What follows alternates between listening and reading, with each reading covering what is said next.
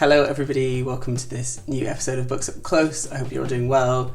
This has been a wild week, but I'm really glad that it ended the way that it did. I think you'll know what I'm talking about. That presidential election was intense, and I've never watched so much CNN in my life. But here we are, and I can breathe a sigh of relief. I hope you're all doing well and keeping safe, even though in the UK we're starting lockdown 2.0, but maybe this is a chance to catch up on some books. Maybe if you have space, if you have time, if you have the emotional resources to do so. Today I'm going to be talking about Real Life by Brandon Taylor, which came out in 2020. This book is shortlisted for the Booker Prize this year, which is really exciting. It is Taylor's first novel, and that to me says that there's lots more good stuff to come from him as an author. The novel, if you haven't read it, is a kind of campus novel. It's set in a university in the Midwest in the contemporary moment, and it follows the main character Wallace, who is a black PhD student in biochemistry, studying on a very kind of white program, and is surrounded by white friends and local people from the town. So the whole book is set across one long weekend, and we follow Wallace as he does a kind of science experiment. He meets with friends on the pier.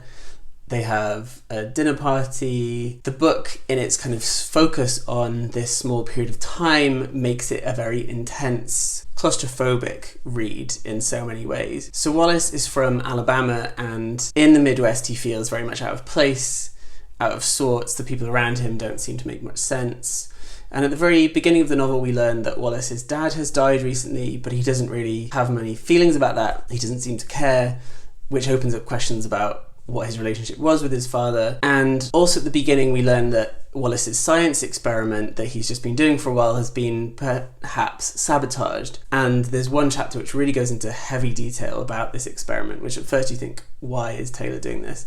But you really get this minute detail of the experiment and the kind of care and precision that Wallace has over this thing that he's trying to figure out, to me stands as a metaphor for the kind of work that Taylor is doing as a novelist. So one of the key relationships in the novel is Wallace and his friend Miller, who is a straight guy.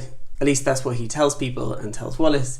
But they form quite quickly across this weekend an emotional and sexual bond that goes into really interesting territory. So far, there's nothing really about this novel that has sounded original, right? Like, it draws on quite a few of the tropes of a kind of coming-of-age fiction, of the campus novel, even of the contemporary gay or queer novel, right? Which explores alienation, friendship, relationships across kind of blurry, messy sexual boundaries.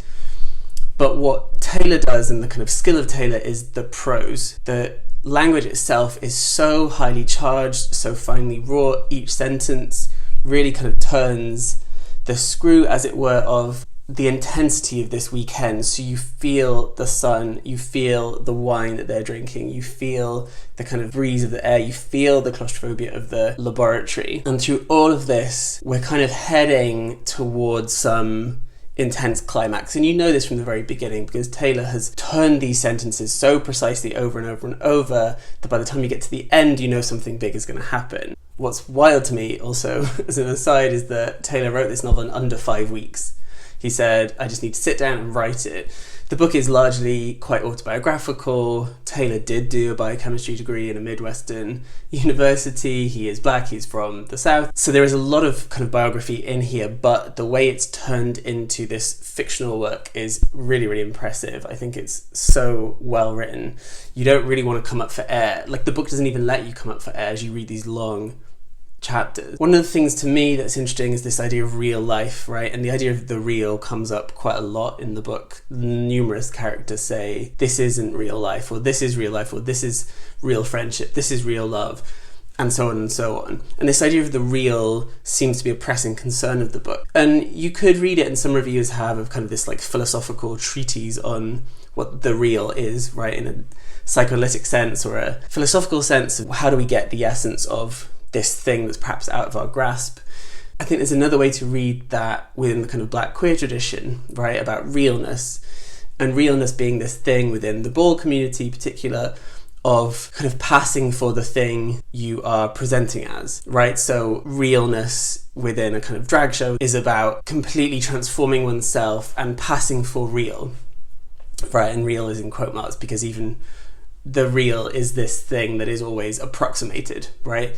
Part of drag's point is that something called a real identity can only ever be approximated, right? There's no actual thing there. But so I think actually one of the queries of this book is a particularly Black queer one about what is it to be in the world? What is it to be a PhD candidate? What is it to be in love with someone? What is it to be a friend? To show up for someone? To be present? What does it mean to have a loss that you don't know what to do with? What does it mean to not want to mourn this particular person in your life that everyone around you is telling you you should be mourning? When the friends find out Wallace's dad has died, they're all kind of like, oh my god, I'm so sorry. Is that why you're so kind of like on edge this weekend? And everyone kind of keeps ascribing that to Wallace's emotions, and he's internally being like, I don't care. And we do get a tiny flashback chapter, which you kind of expect even from the very beginning, and it comes out in the way also that you'd expect, which I found slightly not annoying but kind of cliche. There's a very similar kind of flashback chapter in Garth Greenwell's What Belongs to You. See my review of Cleanest, by the way, while you're here. In all, I'm giving this book 4 out of 5. I think it's near perfect. There are a couple of weird moments. The ending, I'm still not sold on. I think it's really powerful ending, but it's not quite what I imagined. I don't quite fully believe where it went, but then again, I am still thinking about it, so maybe it did work. Maybe that is the point of it. The book is so taut and compressed and claustrophobic that is both its strength and, for me, its weakness. It doesn't give you any lightness. There's no humour in there. There's no moments for like the reader to breathe. But then again, perhaps that's part of the point, and maybe therefore the book succeeded, right? So sometimes a successful book is not necessarily one that everyone is happy with by the end. But Taylor's kind of experiment has succeeded. So please comment below, tell me if you've read this book, let me know your thoughts on it. Please like the video, please subscribe, ring the bell for notifications if you haven't done so already. Please share this with friends and tell me what else you're reading. Until the next video, keep safe, keep well, and happy reading.